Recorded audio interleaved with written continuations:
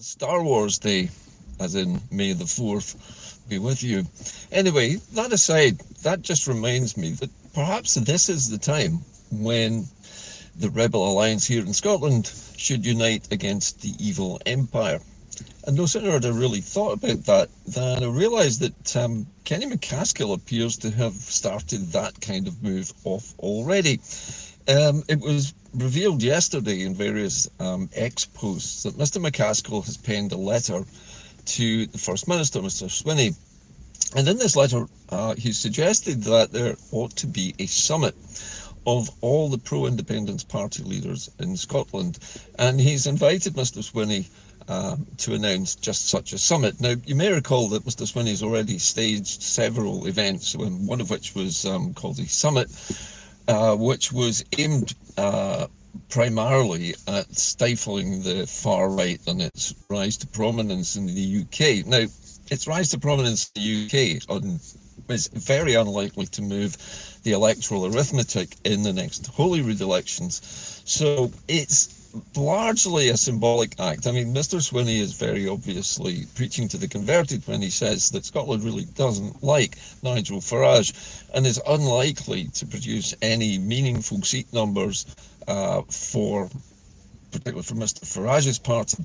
However, what has happened is that most of the polling suggests that Labour has lost a lot of votes to Reform, but the Tory vote itself in the rest of the UK, i.e. England, has totally collapsed. And everybody who was previously planning to vote for the Tory party next is now saying they're going to vote for Reform. And we have actually seen that starting to happen in local council elections in England, which bizarrely have not used the type of voting system that we have here in Scotland, the proportional system. They've still used first past the post. And that has allowed Nigel Farage's party to gain council seats, among other things, in a bizarre switch over from Tories or Labour to Reform. But there isn't really any danger of that affecting the electoral arithmetic in Scotland, far less affecting the number of people who want to vote for independence. So for Mr Swinney to organise a summit on that seems a little bit pointless. However, what Mr McCaskill is suggesting in his letter, I think, is a good idea. Kenny McCaskill, I thought, was very conciliatory in the language he used in the letter. He invited John, who's an old friend after all, and both he and Mr McCaskill both served in the administrations of Alex Salmond, and they largely must have enjoyed the process and the success they had in 2014 in raising the independence vote all the way up to 51% before the United Kingdom cheated again and reduced it back to 45%, according to the media. However, what Mr McCaskill is suggesting is that because he and John Swinney know each other and they're old friends, why not have this pro-independence party summit, where Mr Swinney, who is obviously the First Minister and is quite entitled to launch summits of this kind, would organise a sit-down with Kenny McCaskill of Alba and with Colette Walker of the ISP and whoever is left in charge of the Green Party and any other smaller parties actually who are pro-independence, such as the Scottish Socialist Party. But anyway, the idea would be to sit down and to agree, as Mr McCaskill suggests, a common approach to the 2026 general elections here in Scotland. Mr McCaskill is suggesting that the common approach should be that all four of the pro-independence parties should agree that the goal of their parties in general is going to be an agreed one where all of these four parties perhaps agree to a single goal and a single statement on their manifesto, which is that this next general election in 2026 will be a de facto referendum. It will demonstrate the true level of support for independence across Scotland. Now, having said that, it would be a largely symbolic effort because a de facto referendum, so far as I can see, has never been used, effectively anyway, to achieve independence from the United Kingdom. It's normal for countries which have basically removed themselves from the United Kingdom after being colonised for decades or centuries, being exploited, to just simply vote for politicians who actually do declare independence. But I'm not sure if Mr Swinney would go that far, but perhaps there is a lot to be said for having all four parties agree that independence in this way, this de facto demonstration of the people's actual intent, is a good way of measuring actual support. And if we produce a victory for pro-independence parties, especially using the weird mixture of first past the post and the default system of allocating seats in the second vote in our elections, we might actually produce a pro-independence majority in a kind of coalition. Now, he's not used the word coalition, he's certainly not used the word pact, but a common approach to independence which all four parties agree in advance. Now, that should mean that largely parties which are not capable or do not have the wherewithal to stand in the first past the post general election can leave that to the larger parties who do, and concentrate all their efforts on the second vote and getting as many list seats as possible. And that would seem a perfectly reasonable proposition, given the facts that, you know, smaller parties just don't have the money to do the kind of work which larger parties can. Now, I know you're saying, well, the SNP is pretty skint at the moment as well, but it does have a lot more heft than the smaller parties like the ISP and possibly the SSP and the Greens even. The Greens are a bit of a muddle at the moment. I don't really know where they stand on independence, and I don't think anyone else does either. But such a summit as Mr McCaskill is proposing would certainly bring them out of the woodwork, and they would have to declare whether for it or against it. However, I digress. The other piece of news which crossed my feed recently was, of course, the very successful march conducted by All Under One Banner through the streets of Glasgow yesterday.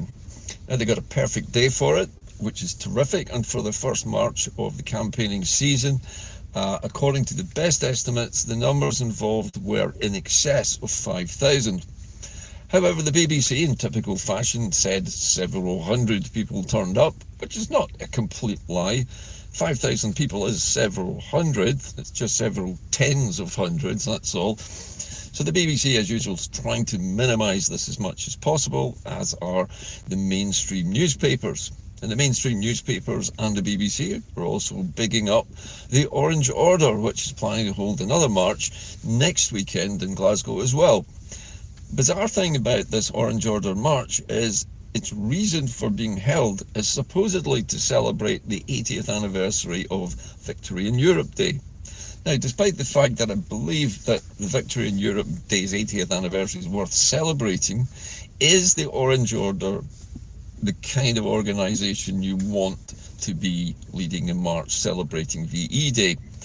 Let's face it, the Orange Order here in Scotland, particularly prevalent here in the Central Belt and the west of Scotland, is largely based on anti-Catholicism and the celebration of a history which is foreign to most of us here in Scotland, but which involves the annexing of the 6 counties of Northern Ireland in the partition of Ireland. I think it was 1922. Now, having said all that, what's going to happen with the Orange Order? Well, the Orange Order is capable of rallying, they claim, about 10,000 people to this march. But are there actually 10,000 members of the Orange Order in Scotland who are able to get to such a march? And I would question that. In the past, the Orange Order has invited, I think is the way they would say, other lodges from Northern Ireland to come and take part as well, since they're making this about a British victory over the Nazis. That could involve Orange Orders from anywhere in the UK.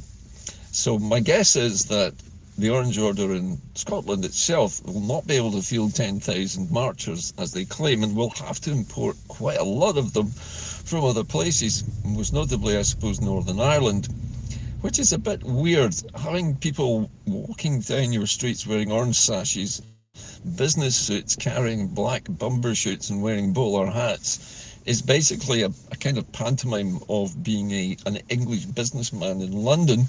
but wearing a sash, which is odd, really, when you think about it. Celebration of everything London and British in the streets of Glasgow, which is largely, or was until recently, largely a hotbed of leftist socialism for all intents and purposes. If you just remember back to 1919, at the end of World War I, when the streets of Glasgow were full of shipyard workers, tens of thousands of them protesting that they wanted a 40-hour working week and wanted some holidays, only to be faced by Churchill's machine guns and tanks in George Square. However, it's not going to be machine guns and tanks in George Square this time, just these guys in bowler hats and sashes with umbrellas, marching, I suppose, in their usual gallus fashion through the streets, proclaiming how British they are and how wonderful Britain is. But does the rest of Glasgow feel the same? I don't really think so, and I certainly don't think the rest of Scotland feels anything like as enthusiastic as the Orange Order does. Just by the way, there was a post attributed to Nigel Farage just yesterday, which I saw, which made me laugh. Farage is actually suggesting that all schools, including those in Scotland, and especially those in Scotland, should teach young children to love the British state, the British Empire, and to view the British Empire as having done more good than harm over the period that it occupied countless other nations of the world and exploited them and enslaved their people. Farage is really, I mean, how do you describe a man who wants to teach children that bad is good and that invading and occupying other countries is doing them good, other than somebody like Nigel Farage? He's also telling us that he's going to increase taxes, he's going to cut benefits, he has probably decided he wants to abolish a whole lot of other benefits which would help people who desperately need it, but instead of that he's going to cut those and give tax cuts to businesses, which is great if you're a far-right Tory, not so great if you happen to be somebody working for a far-right Tory. But anyway, the upshot here is that on this day, the day of Star Wars, May the 4th, is the time when the Rebel Alliance would basically gather together and prepare to battle the evil empire. And I think a day like this is the day that we should do the same. It remains to be seen whether John Swinney is prepared to make the tiny step of agreeing with Kenny McCaskill and holding the summit, which will involve the four main pro-independence parties in a leadership summit to agree something which, let's face it, nobody's going to agree on everything. But if all four of these parties agree on one thing, it's that independence is the goal for all four parties. It's just a case of how far they're prepared to go to get it and what the action is that's necessary to achieve it. But if all four are working in their own ways and trying not to step on each other's feet and making sure that there is a pro-independence majority government in Scotland, even if it's an alliance between all four or three or even two of them, then it's worth doing, because apart from anything else, it gives us independence supporters a little bit of a sense of pride that we actually are in a majority in Scotland, and that watching thousands of people in bowler hats and sashes marching through our streets in a foreign sort of demonstration of overwhelming imperial power isn't going to impress us. Anyway, that's about it for me today. I just thought it was worth saying something about what's happening at the moment, and we'd like to encourage Mr Swinney, please accept Kenny McCaskill's very kind and I think very polite offer to sit down and discuss how all four parties should approach the independence question in the election of 2026.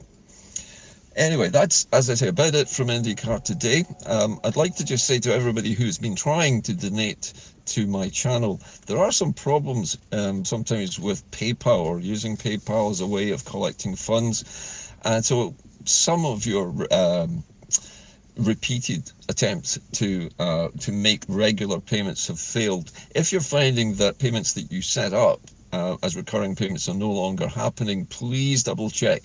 And if necessary, just go through the steps to register again. At the moment, I have a tiny request from all of you, those of you who are able to make a donation. At the moment, I'm trying to raise somewhere between 60 and 80 pounds, a tiny amount of money, just to see me through the next week or two. At the moment, funds are low and people are getting discouraged, and I understand that, and I don't like begging for money, but it's necessary for me to get something, even if it's just a few quid a week, to keep this show ticking over. So I appreciate everything that people do when they make donations, and I'm especially appreciative of those who really can't afford it, who are making regular payments of small sums. Please, if you can afford it, but only if you can afford it, please make a donation. In the meantime, as I always say, keep the faith. If Mr Swinney is anything like the man that he was when he and Kenny McCaskill worked together under Alex Salmond, if he's anything like that man today, then surely this is an invitation that he should take up. That's it from Inde-Car today. I'll see you later in the week, and thanks for watching. Bye for now.